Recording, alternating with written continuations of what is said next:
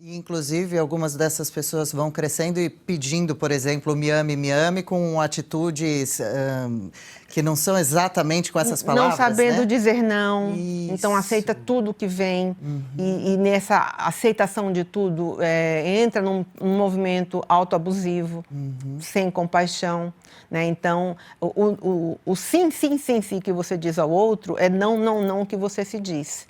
Então, isso é um problema, né? Porque dizer não ao outro não é um problema, mas muitas pessoas, por carência, vão só dizendo sim exatamente para se sentir legal, bacana, ser procurado, ser atendido, mas isso tem um preço emocional. E este preço exige da pessoa uma conduta que a leva ao sofrimento, exatamente porque ela só diz sim.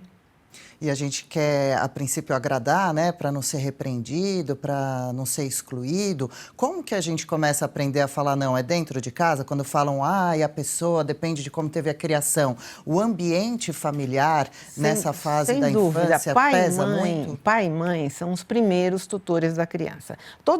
O mundo né? Mas pai e mãe são os primeiros, notadamente os primeiros. Às vezes os avós, às vezes os professores, os padrinhos, mas notadamente pai e mãe, a princípio, não é? Então, a formação que é dada, de um modo geral, é a formação que se recebe. Mesmo que o pai e a mãe não tenham gostado de algumas coisas na formação que ele recebeu, ele tende a repetir no seu filho, né? Então, assim, olha, você foi mal educado, que horror, porque você não foi lá e deu beijinho, né?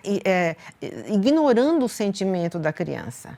E nessa ignorância daquilo que a criança sente e deseja, ela vai sendo formada a dizer amém, amém, amém. Não é? Então, aprendi em casa, que é o primeiro mote de conhecimento de mundo de vida, depois vai para a escola, né, onde a formação fica ampliada, né?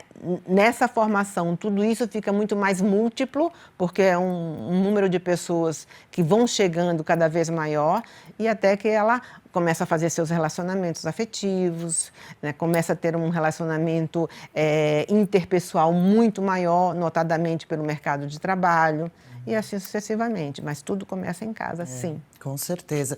Dentro de casa, por exemplo, o próprio pai é o responsável por dizer não para a criança é importante? Colocar limites é Também muito é uma importante. forma de Porque colocar ensinar. limites leva à vivência de frustrações, as quais são muito importantes para que lá na frente não ultrapasse o limite, ou melhor, nem chegue à metade do limite do cartão de crédito, para que saiba parar no sinal vermelho ou no sinal verde, se é condutor, se é pedestre, não é? Para que saiba pedir, dá licença, por favor, muito obrigada. Né? Para que tenha condutas adaptadas, coerentes de humanidade. E também quando falam que dentro de casa as crianças se espelham muito, né, com quem convivem, isso também acontece? Isso Depende também de um ambiente acontece. amoroso, educado ou violento, com muitas discussões, palavrões, bebida alcoólica? É aquela coisa de faça o que eu falo e faço. Né? Porque tem que ter coerência entre a palavra e a ação. Né? E a criança vai muito mais pela ação.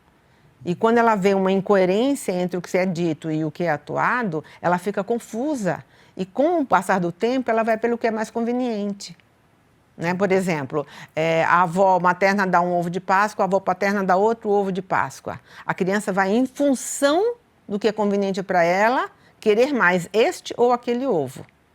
Né? Tanto é que em algumas famílias tem competição entre as avós. Me fala qual que ela vai te dar, que eu vou te dar o dobro, o maior. Que pena, né? E aí vai formando na criança uma competitividade emocional.